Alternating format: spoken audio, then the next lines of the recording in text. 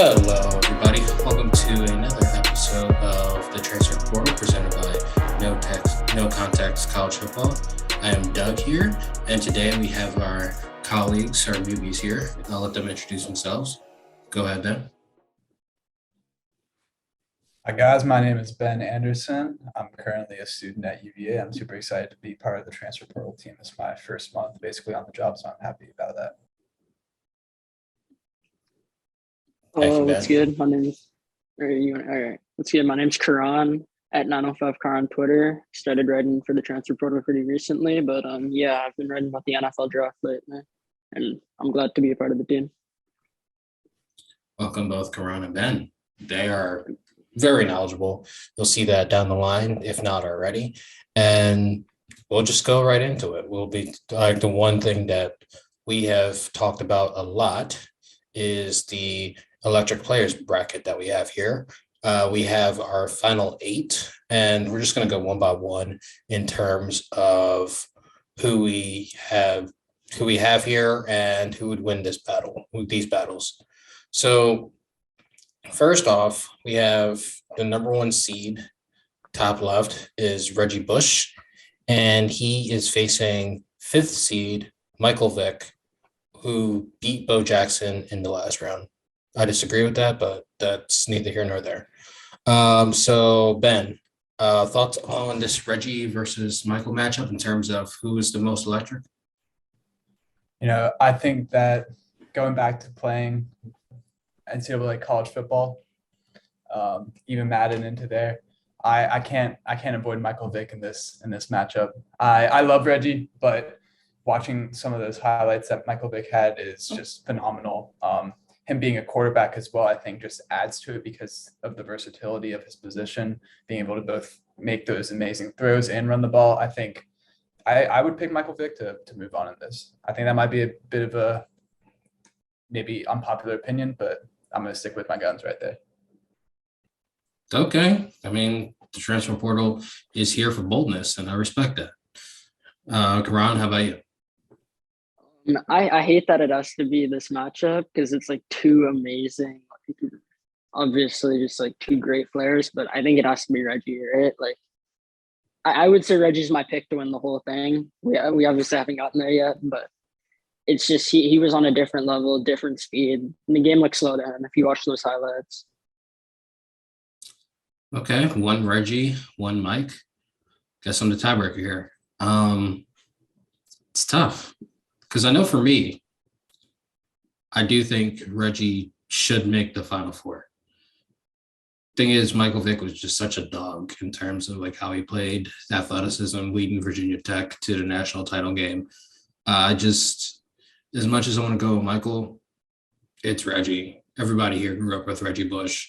Like Reggie was Florida Sports Center top 10 every single week at USC. It's him. Like the only other, like I see a few people that can take him, but I don't see them taking them at this point. So I got to apologize to Mike Vick. It's not him. So it's 2-1. Reggie moves on. Sorry about that. Now moving down the same bracket, we have arguably the toughest matchup I've seen here. We have number 3 seed. Side note, Barry being a 3 is absolutely disrespectful. On side note. And then the number 2 seed is Vince Young. So we have Barry Sanders versus Vince Young. Karan, I'll start with you. Electric. I voted pretty early, so I didn't see what the consensus was on this, but Barry, obviously, and we all know we watched him in the NFL as well. He was dominant, but I'm gonna go Vince Young here. I mean, he was a dominant force in those 2004, 2005. I'd like to say 2006 teams with Texas, and there's just that USC game especially is probably the most iconic performance in college football history in my eyes. So yeah, I'd go Vince. I'll go to switch up the order. It's Barry.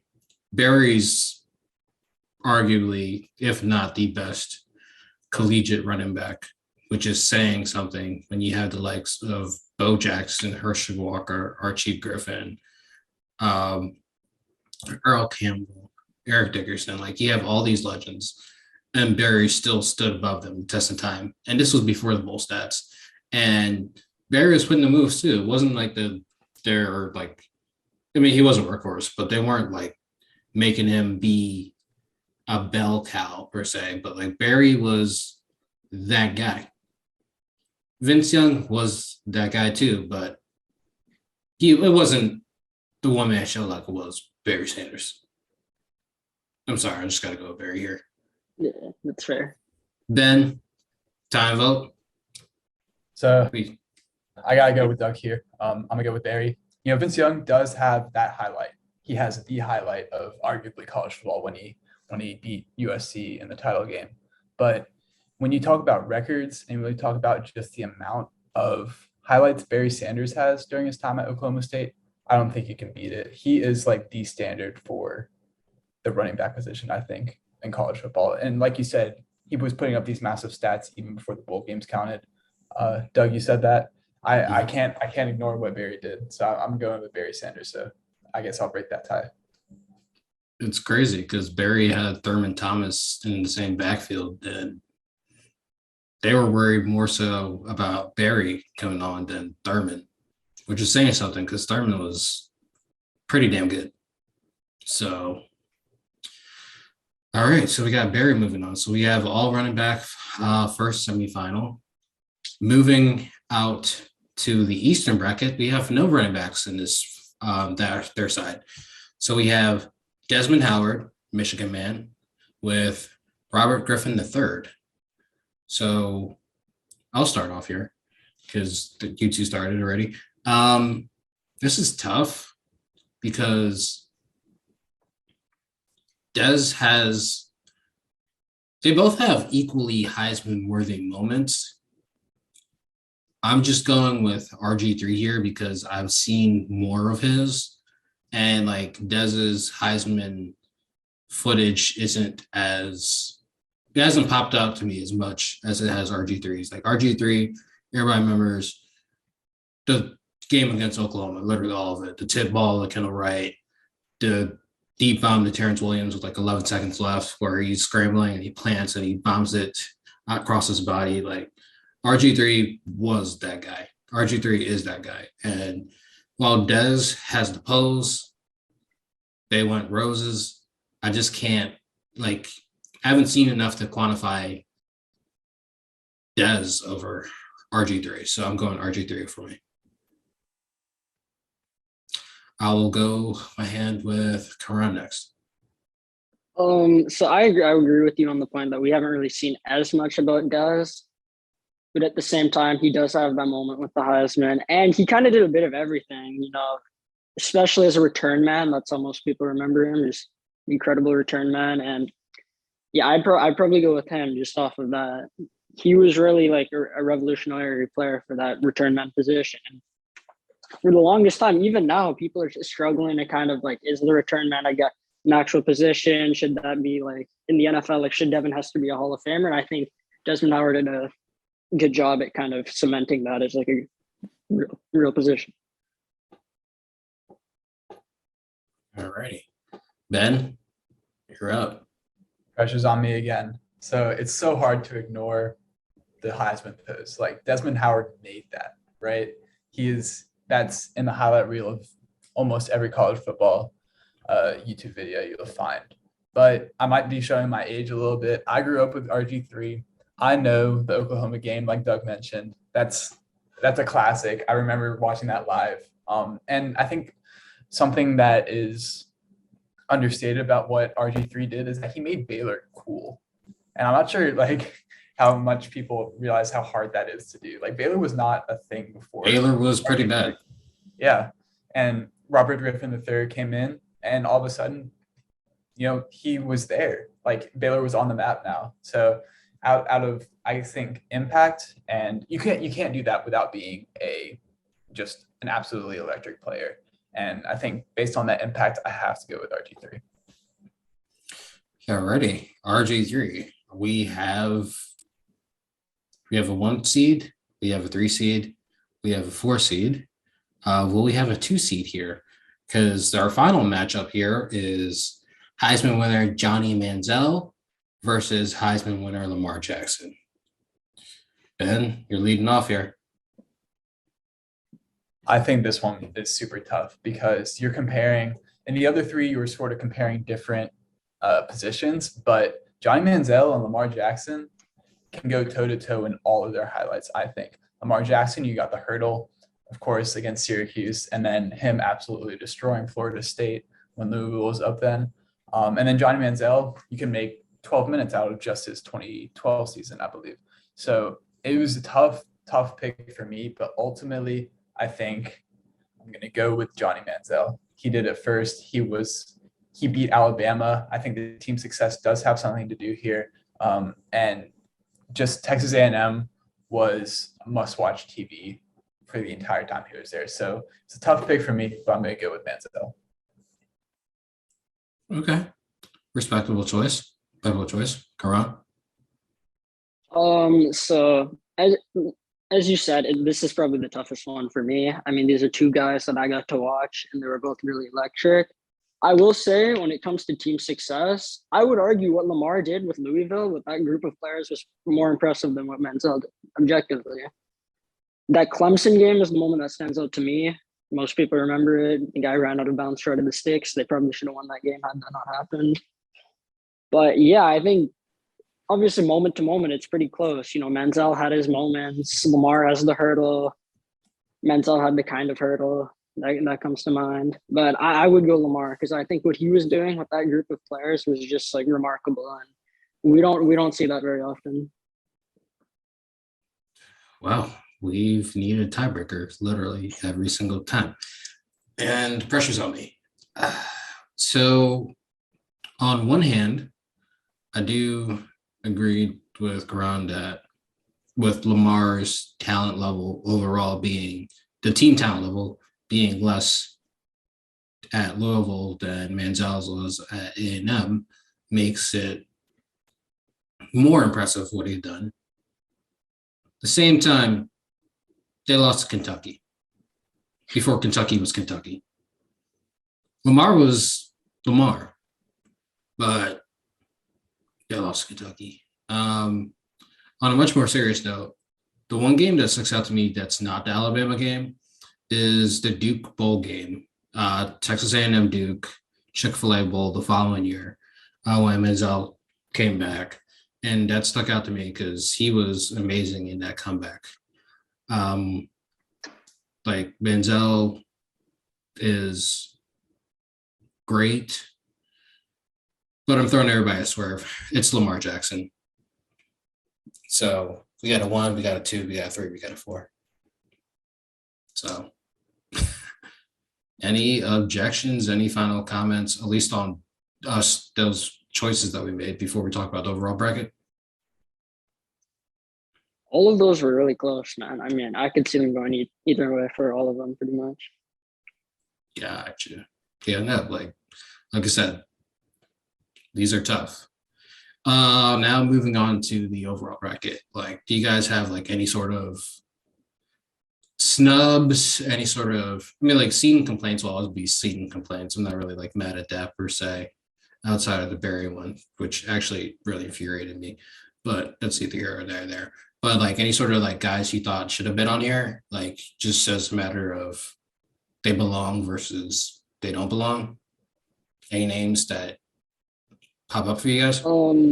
Correct me if I'm wrong, but I saw a lot of comments mentioning Darren McFadden. I'm not sure if he was on there or not. But No, he was not. yeah, that was a big one then. And also Peter Warwick was one that I saw a lot of mentions about. Both of those guys I think probably should have been on it. I agree. Like I was a big advocate for McFadden. So yeah, totally agree. Like, all right, Ben, any names stick out for you? Not necessarily out of the entire bracket, but I do think Steve McNair got kind of a raw deal going up against Reggie Bush in the second round. I think I did a deep dive into Steve McNair a couple of years ago, and just some of his highlights are absolutely insane. And it doesn't matter whether he was playing on the D1 AA level or the FCS level. I think he could have been much higher than an 8 seed. Third in the Heisman race. Like McNair is legit. But the thing is, everybody and their mother would have gotten a raw deal with Reggie, at least that early on. Like, it's just, that's just, you know, it reminds me of, like, for everybody that's a college basketball fan, that one year that Wichita State was the number 1 seed and they got Kentucky like in the second round, and everybody knew it was like the most like fucked up like seeding like bracket in the history of brackets. And that's what happened here. Like, it's nothing against Steve. It's just like Reggie's a freight train. Everybody loves Reggie. Poland loves Reggie. It just wasn't going to happen. So, yeah, no, I totally agree with you about Steve. And I know, at least on my end, there's I would have swapped out a few running backs. I mean, like, few running backs, few receivers. The big one, I wanted Honey Badger on here in terms of safety, because he was great as, I mean, he was great as a defense, not safety, great as a defensive back. He was great as a return man. Like, he single-handedly impacted SEC championship game when the LSU's offense was struggling. Like, he was legitimately that good. That's one big one for me. And then in terms of other electric, like McFadden was a great one. Actually, that gives me an idea. So, like, moving sideways, what would you guys describe as like electric? Because like there were some shouts that we saw of like Tim Tebow, and more so like Jameis Winston and like Baker / Kyler. Like, you have guys that are obviously great, but would you consider them like electric, or would you just consider them like great? And because I know, I think with go ahead. Sorry. I think with electric, it's like kind of like, and obviously this is sort of like the same thing, how to define it, but electrifying moments, right? Stuff that has you out of your seat, stuff that you remember for years. Like, obviously we talked about Lamar with the hurdle against Syracuse. Manziel has his moments. Like, you remember all of these moments, and that kind of goes, that's what I kind of see as electric, right? And obviously, like, the highlights count, the stats count, but at the same time, it's just, how do you remember this guy? Like, yeah. Yeah, and I would say, you know, were you scared of playing him? From that aspect, I think that would be how I define electric. I would be terrified of playing Lamar Jackson, just because there are so many ways that he can beat me and so many different skills he has that he could just explode. And you wouldn't know, when I say explode, you wouldn't know whether I meant he threw an 80-yard bomb for a touchdown or he juked 3 guys out of their shoes on a 50-yard touchdown run, right? It could be either of those things. And that's what makes Lamar electrifying for me. Yeah. Yeah. You know, like, both of those are great. Like, I want to hit home, at least for me, it's more so like how they do it. Because honestly, I don't find like a Mark Ingram to me isn't electric. Derrick Henry to me isn't electric. They're great. Don't get me wrong. They're amazing. They deserved Heisman's, but like, they're not a Steve Slayton. They don't make you get up out of your seat. Like, yeah, they might truck guys. They might break it through a hole, or like they might like break a few tackles and bust a big run. But like, that's not, I'm like, okay, nice. But like, Reggie is like you're just wondering, like, how did he do that? That's my whole, like, Yeah. It's like, you can't really quantify it. It's just like, it's a feeling. Like, all these players are good, but like, you feel a different way when they do something to you that one hand you admire, and the other hand you feel like disrespected. Like Pat White, Steve Slayton, like Noel Devine, like they would juke the crap out of you. And you'll be looking at the ground, legs up. Next thing you know, you'll see they're busting a 70-yard touchdown. Versus getting run over by, say, Justin Forsett. And the end result's the same, but like, you won't be as, actually, no, they're both pretty embarrassing. But yeah, you get what I mean? Like, people love the flashiness, and that's what electric kind of means to me. It's just the flashy aspect of it. versus being flat out good. Yeah, one guy I would say kind of defines electric as a Pac-12 fan in the mid 2010s would be John Ross, right? Like you watch that guy, he could beat you deep with the burners. He's probably the best return man. He and Dante Pettis were both great return mans. They could get him in the backfield, reverse. Like you're not going to stop that guy in every facet of the game, but at this, you're just hoping to contain him. And that Washington team I wouldn't say on his back, but he was a large part of why that Washington team was one of the most successful Pac-12 teams we've ever seen. He's dominant with the speed. Agreed. Yeah, no, like now that we're talking about electric, we'll just finish up on this. I just got one last thought. The few guys that I thought we did miss were that a lot of those Florida teams, like Urban Meyer, your Percy Harvins, your Chris Rainey's, your Jeff Demps's of the world, like they just turned into a track meet every single time we played them. And they just beat you down the field before you could do anything. It's just athletic freaks down there in Florida. But moving on from our electric bracket, speaking of Urban Meyer himself, if you guys have had a chance to read the Athletic article about what went wrong in Jacksonville, you realize that Urban Meyer is not a good human being. He wasn't a good human being pretty much his entire tenure at Jacksonville, not just Jacksonville, but also Ohio State, also Florida.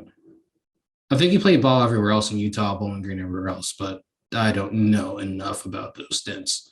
But question that came up for us is, how do you think Urban Meyer got away with being such a scumbag in the NCAA, and how can he pull it off in the NFL? Short answer, he wins a lot of football games. Everywhere he's won a lot of football games. And the minute it hit the fan in Jacksonville, he was gone. Because you bring that guy in to win football games. You don't bring him in to be a great person. You don't bring him in to be this like role model. And it worked in the college level because he had so much recruiting power based on his reputation with Utah, with Florida, with OSU, that it worked. Once you get to Jacksonville, it's a different game. It's a professional sport. You have to be able to like deal with these guys as equals more than like, okay, this is a student athlete, I'm the coach, they can't say anything to me. And I think that sense of like a loss of power really did him in with Jacksonville.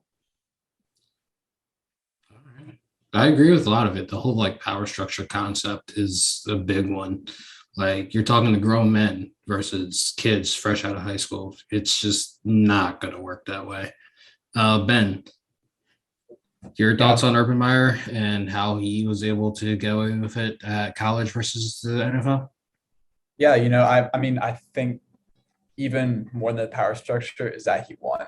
That was Karan's first point. I think it all comes down to that, especially at the college level, because of those boosters that want winning, right? Those are who are like funding a lot of things at the university. You got Ohio State, especially. It's this massive brand. You better be winning football games if you're at Ohio State. And if you're winning football games, it's not a problem. Well, obviously it is a problem, but in many people's eyes, winning is above all. For example, Ed Orgeron won the national championship, but as soon as LSU started struggling, those Title IX accusations came up, right? Because they were looking for a way to get him out, because all of a sudden he's not winning anymore. So why keep him? Look at him. Now he's a bad person, right? Even though those things were probably already happening during the championship run as well. So I think that winning games in college especially matters a ton, and you can get away with a lot if you're that good of a coach. Like winning is huge. And Jacksonville wasn't supposed to expect it to turn around on year one, but to show any sort of progress, and they did none of that. And judging by the way how he treated the players in Jacksonville, I expected that to happen. Like we've heard about the whole Zach Smith stuff in Ohio State. We heard about all the issues going on with the Florida players. Like, so we knew he ran a pretty like loose ship, and at least with player conduct, and he was trying to be, even though he was trying to be a hard ass in Jacksonville, and he wasn't necessarily that same guy at UF and Ohio State, he was winning, so he was able to let those reins loose. But he was trying to instill his culture day one. But like I said, you're talking to grown men.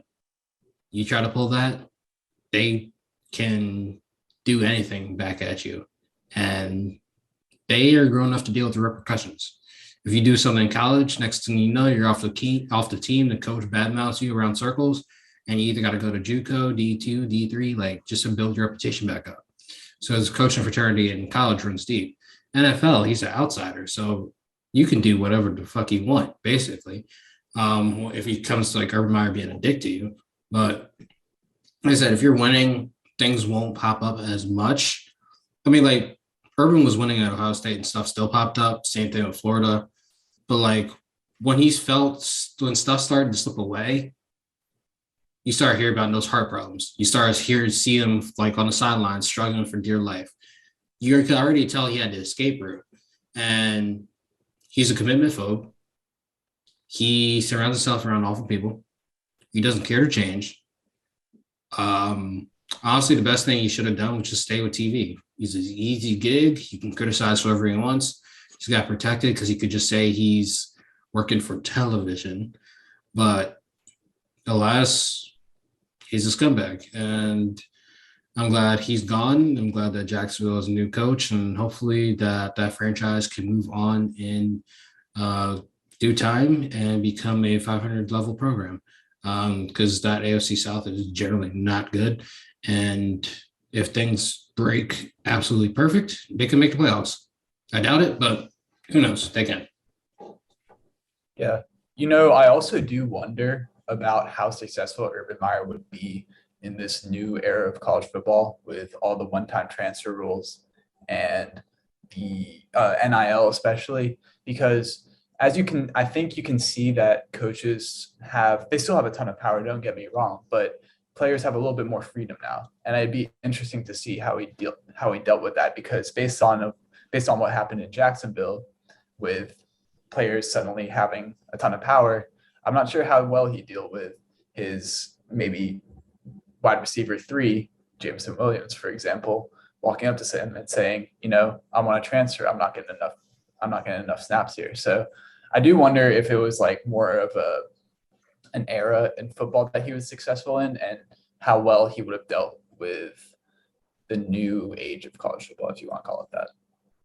So funny enough, I feel like an apt comparison to him will be Mullen, and the Dan Mullen, in the sense that he might not have adapted as well as he should have. Like, both are great X's and O's coaches. The big difference between Urban and Dan is that Urban will recruit and he can play up to boosters, while Dan is kind of lazy in that regard and kind of got complacent at like Mississippi State level of doing stuff. But that's like one of the big differences. At the end of the day, it's like they both are great X's and O's, but they suck with dealing with like personalities. And with people having a lot more freedom in terms of transferring and moving on, I can see like, I mean, if it wasn't for the fact that it was Ohio State, there'd probably be a lot more transfers out. But the program at that level, people will just stick it up, get that brand recognition. And just because of the weight of that name, they'll stay unless they get recruited by like Jameson, where he moved to Alabama. If they have the weight of like the name of Ohio State, they know that they'll be pretty good, whether they'll get drafted, even though they didn't play as much, or they go on to not play football and move somewhere else in their next phase of life. But like you said, the freedom, you won't see as many guys staying or sticking it out. So, yeah. And the last thing I'll say on that is another good comparison might be Gary Patterson at TCU, well, formerly at TCU. I think you could rate a couple things about him not necessarily dealing with players all that well towards the end of his tenure, even though he's a fantastic strategic coach by all accounts. A lot of times you would hear just the most general thing is saying, oh, look, the game is passing by. And I do wonder if that's the same thing with Urban.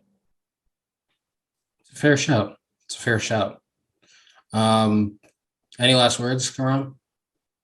I just going back to that article, it's kind of shocking how many people are like surprised by this whole like Urban Meyer thing. Like, we knew this guy was not a good person. His whole team at Florida was, to say the least, a group of questionable individuals. And then the way he left OSU was just like that was.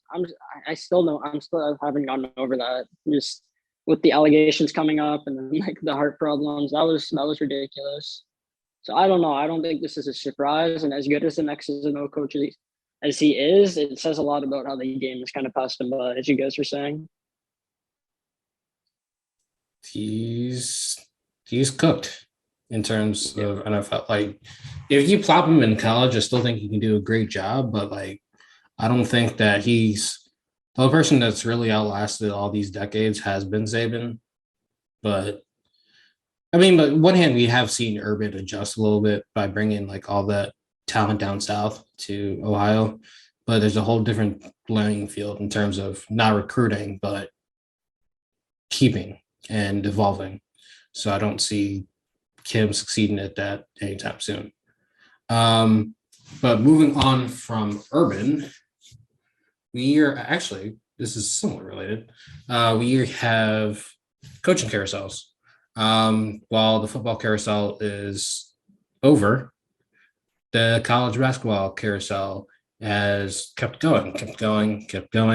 It'll probably continue going all the way through championship weekend in April. So to our viewers that don't necessarily watch college basketball, we're going to try to explain like the differences between the coaching carousel in football and the coaching carousel in basketball. Like, so to begin, do any of you guys follow college basketball, like coaching carousels as deeply at all compared to football, or?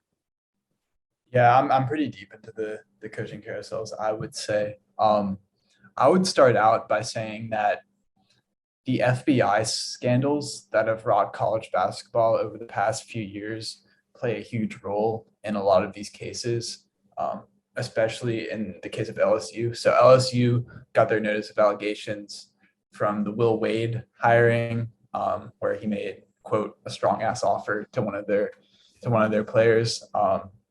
They didn't like what they saw, so they fired Will Wade immediately, essentially, which was pretty shocking considering LSU was a 6th seed in March Madness. And this was like probably right around Selection Sunday that this happened.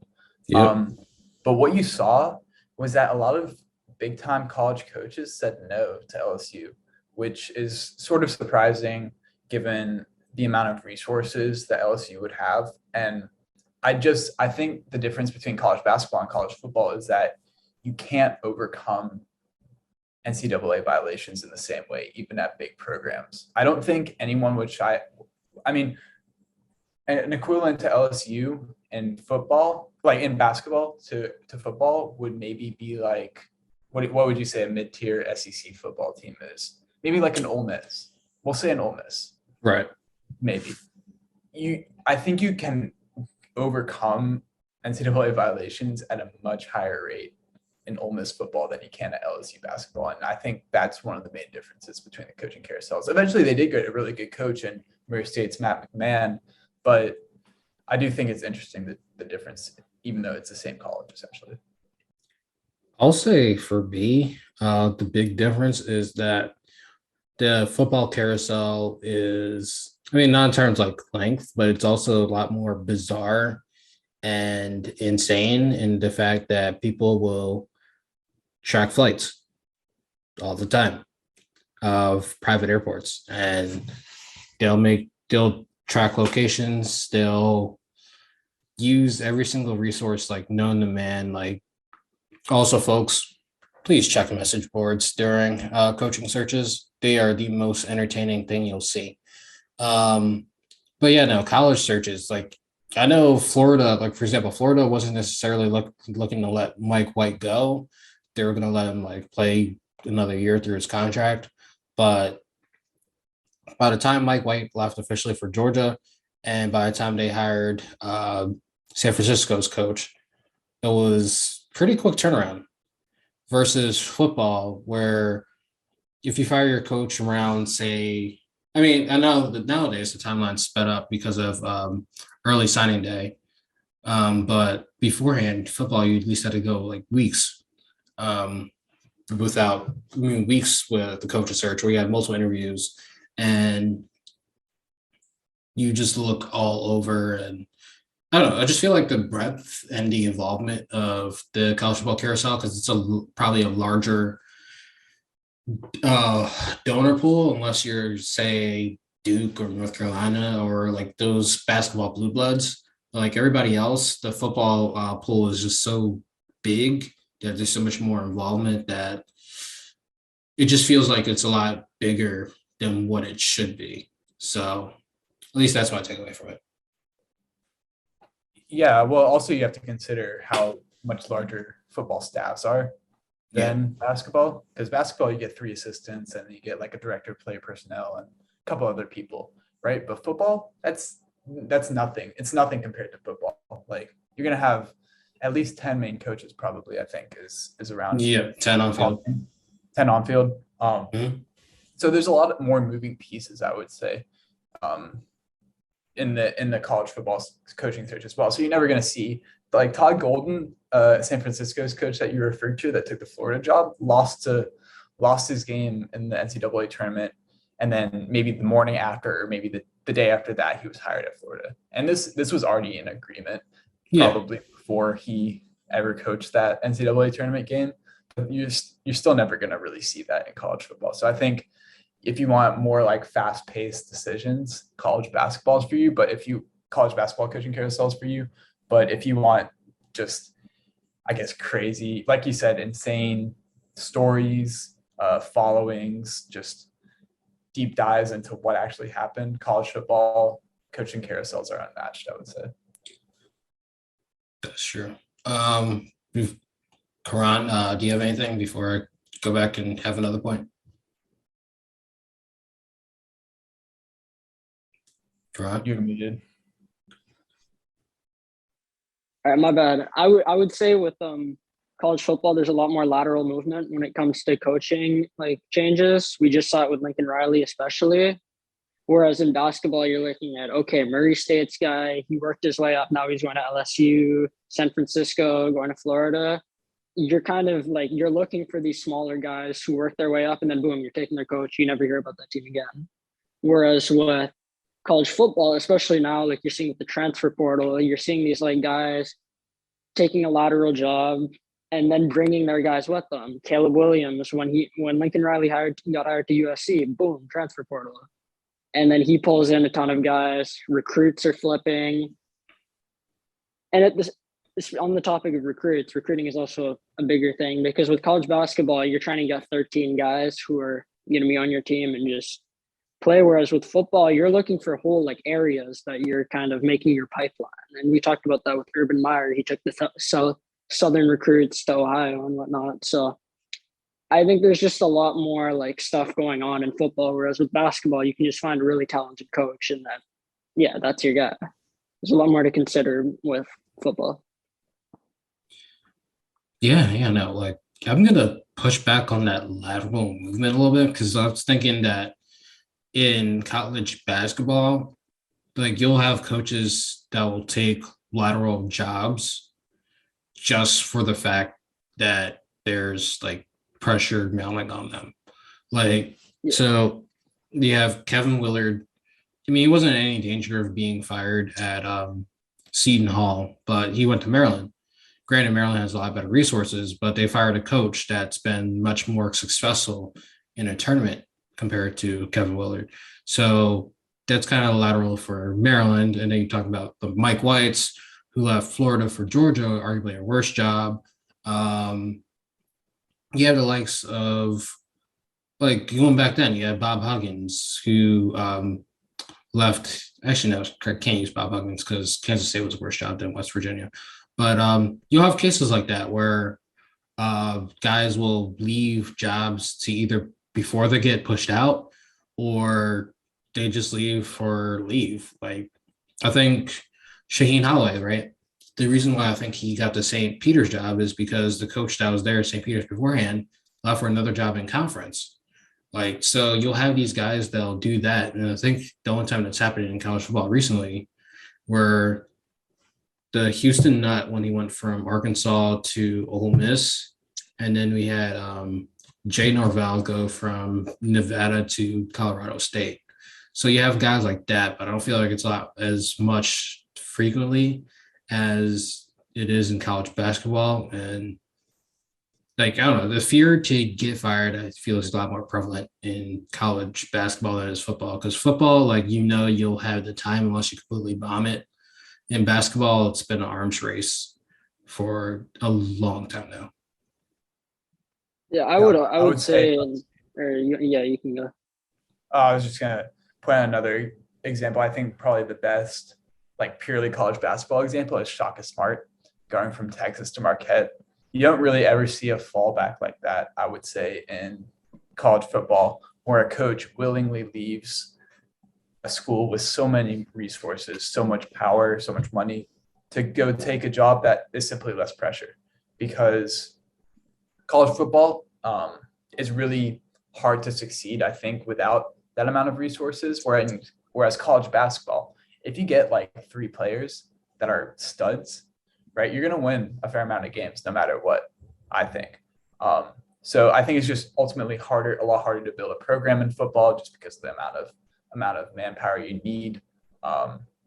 And yeah, so I think Shaka Smart, you don't really see a case unless you want to consider Dana Holgerson going from West Virginia to Houston. But even that's a little weird because Houston's in the Big 12 now. They're basically in the same conference. But you don't really see that fallback effect like Shaka Smart did a couple years ago. Yeah, like the only other person I could think of is Tommy Tuberville that went from Auburn to Texas Tech to Cincinnati to U.S. Senator. So wouldn't even call that a fallback. He kind of went full circle, but I digress. Yeah, I would say I agree with you guys on that, looking into it more, but I would also say there's a lot more college basketball jobs. Like, there's a lot more teams that are kind of, I don't want to be rude to like lower end college football teams, but more relevant in a sense of like how much like if they're going to be a competitive team and whether they're going to be on TV and whatnot. So yeah, I do think there's a lot more opportunities there. That's true. You're talking about what, 300 plus Division I basketball schools versus 130 FBS, and FCS isn't my strong suit, so I'm not even going to try to guess how many FCS schools are out there. And like at the same time, like a lot of these, like Butler comes to mind as an FCS school in college football, and so you don't really think of those teams that much. Whereas in college basketball, it's kind of like everyone is there, everyone can make the tournament. I see it as a bit better. At the same time, I do like the FCS. I like the way they do things. So yeah, it's definitely interesting in contrast. Very, very interesting. Any last words on carousel? Any last words on coaching? Alrighty. So before we go, speaking of college basketball, it is March Madness. The Sweet 16 starts on Thursday, and we are going to try to create a team, each of us, 5 players that were in the playoff or in college football in general, and just create a best 5. Create a best 5. Only rule is that they have to be returning. So no Chris Olave, no Garrett Wilsons, no Jordan Davises. So none of those that have left for the draft. Everybody else, fair game. Oh, also, like, no anybody that's like dealing with any sort of issues, just to make sure that they are available. Okay. You want to do a snake draft for this, or snake draft is nice. Okay. So all right. So let me just count. How are we gonna do some random number generator? Bear with us here. All right. So do a number from 1 to 100 here. Close. Hold on. I'll do it on. Okay. I'll do it here. Can you see my screen? Yep, we got it. All right. So pick the number between 1 and 100. You guys pick one. Pick any number.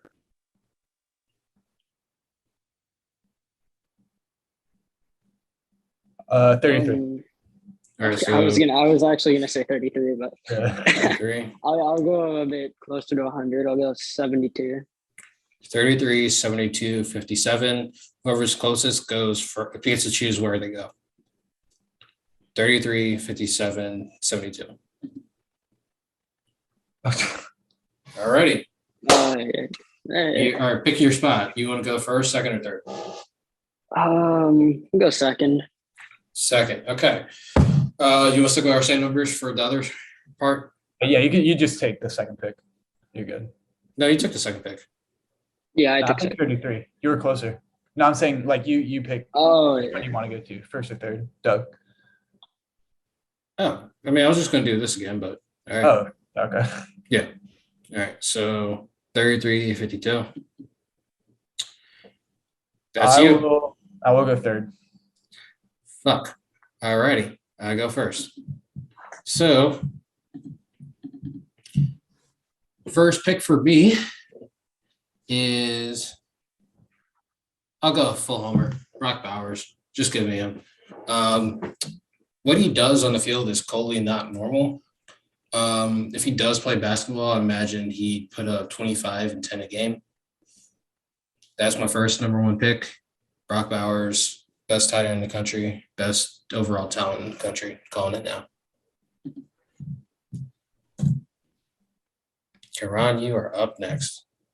All right. So at number 2, I'm gonna go a bit smaller, but I think in terms of athleticism and whatnot, this is one of the better picks you can make. Jackson Smith and Jigba can jump Great with pick. anyone. He's faster, great body control. It's a no-brainer for me.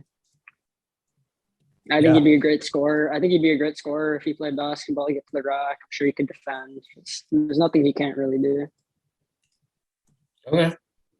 Great pick. So with my third pick, I'm just going to go full on athlete here. I'm going to take Will Anderson from Alabama. I think he showed his freakish skills in football during his time with the Alabama Crimson Tide, and I think those will translate. He's got a great body for basketball as well. Has a strong 2-guard. I love him. I love him with this pick for third. And then for my fourth pick, I will go. This is a tough one. Give me a second. So are we going basketball skills? Like how good we think we'd be at basketball, or are we going off of football? Both, I guess. I'm sorry. I heard your first 2 picks and I was a little bit confused. So, I mean, the first 2 picks work for football. First 3 work for football, and then also the first 3 work for basketball too. So, Right. It depends. How do you want what to? are we thinking? Football or basketball? I'm good with either, but I was prepared for football. So, I'm kind of if we're sticking in doing the football, middle. we can. I mean, if you want to do football, we could do football. well, which one are you doing, Karan? What did you say? I'm sticking in the middle. Like, yeah, these guys are dominant football players who also have athletic traits that can kind of show up on the court. And I think that's the ideal way to do it. That's fair enough. Okay, perfect. All right, I'll go then with my fourth pick. I'm going to go with Bryce Young. Fuck. Double Alabama. Bryce Young is, returning Heisman quarterback, but also I think he'd be a fantastic point guard running the show for my basketball team. Great signal caller. I love him with this fourth pick. I think I got 2 great ones out of Tuscaloosa. So, do you see the video of Bryce Young hooping? I've probably seen it in passing, but what's up with it? He's good. Yeah. That's why I wanted. I got a baller with mine. Yeah. Yeah, I wanted a guy who could see the floor. Bryce Young would have been a great pick. But at the same time, I also want a dominant big, so I'm going to go with Jalen Carter from Georgia. Dominant force up front. Even with, all those guys that Georgia had on their line, he still showed out, and I think he's going to be dominant next year as well, maybe even better than the other two guys that were there, and I think he would be a great center. Okay. Good choice. For me, I will go with Darnell Washington, another Georgia tight end. 6'7", 260. That boy is big, even for football standards. So he's going to be a great target for whatever point or quarterback that can get him the ball. And at the same time, he's arguably the biggest player that's been drafted in terms of height. And he's fluid. He can maneuver in and out. And if he plays basketball out the paint. So loading up on Georgia tight ends. And so I'm going to need somebody to get them the ball. I need to get a facilitator here. CJ Stroud would work for football, but I don't think he'd work for basketball. I don't think he's fluid enough as an athlete. Athletic, but not fluid enough. This is tough. You already took Bryce, which actually hurts a lot. All right. Gun to my head. Picking. Oh. All right. I'll go with Sam Hartman. Sam Hartman could move. Plays the game pretty well, pretty smooth. Not everybody's going to be God's given greatest athletes like the other two, but I can make it work. So give me Sam Hartman as my guy. So the first pick, I believe, was Brock Bowers. Yes. And keeping it big, I just went Jalen Carter. I'm going to go with, at worst, the second best tight end in the nation, maybe the best, Michael Mayer from Notre Dame. Another just freak athlete. He's going to get to the rack. And yeah, I mean, these guys, the tight ends next year are going to be insane compared to the past few years we've been seeing. Yep, that's a solid pick. With mine, I'm going to go a little bit to my roots as a UVA student and go with Ryan Swoboda. He is a right tackle who is very good in pass blocking. He actually just transferred to UCF for his final year. He went back home to Florida. But listen to this, 6'10", 325. Oh, damn. A massive human being. He's going to protect my paint, and I think I can't go wrong with him on the basketball court. I really like this pick on the basketball side especially, but he's also been a great right tackle at UVA for the past couple of years. Wanted to give him a shout out. And then for my second pick, this is a tough one because I can go in a few different directions for this, but I think I'm gonna go with a burner and try and pick up Jordan Addison out of Pitt. Yeah. I really like this pick. He's a super strong athlete, fantastic receiver for the Panthers, but I love him as this bucket getter on my team that I think can really light people up. And yeah, I'm going with that. That's my pick for my fourth pick. I hate you right now, right?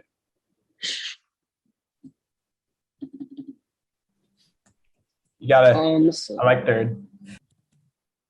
All right, so for my last pick, I figured I'd go with a quarterback or a point guard, someone who can see the floor. And I'm kind of conflicted, at one end, you want a guy who sees the floor, he's a smart dude. So I was thinking kind of Stetson Bennett. But I figured I'd take a wild card, and I'll go KJ Jefferson. I think he provides a bit of both worlds.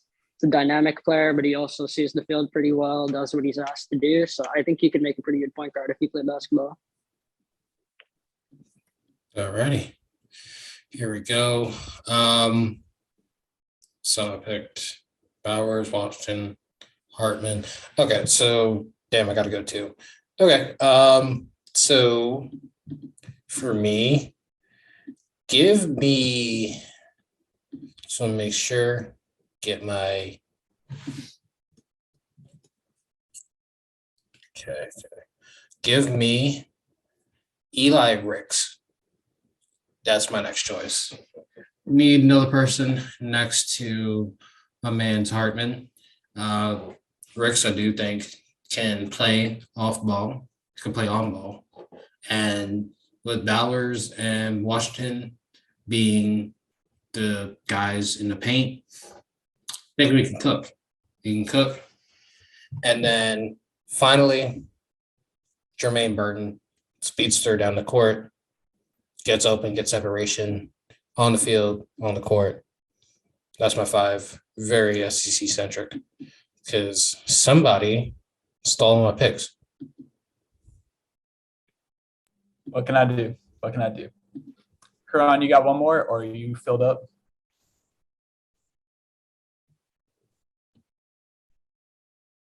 You're muted. He's second. You're muted. You're second. And then Ben's last. Okay, yeah, I wasn't sure if I had an extra pick, but I'll have to think about this one. Probably go big again. This is hard. You took Eli Ricks. I'll go with someone that I know can he's got the speed, he's got the strength. I'll go with Bijan Robinson. Okay, good choice. Yeah. Just off the wing, I think he could really he's a matchup nightmare. Yeah, I like the way he plays, and he's a very strong runner, very physical. Okay.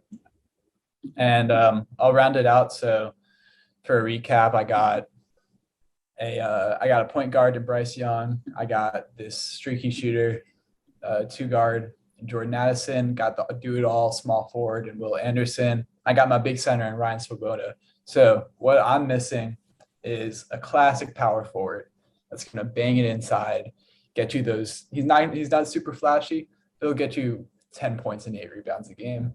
And what I like out of this is Miles Murphy, defensive tackle from Clemson.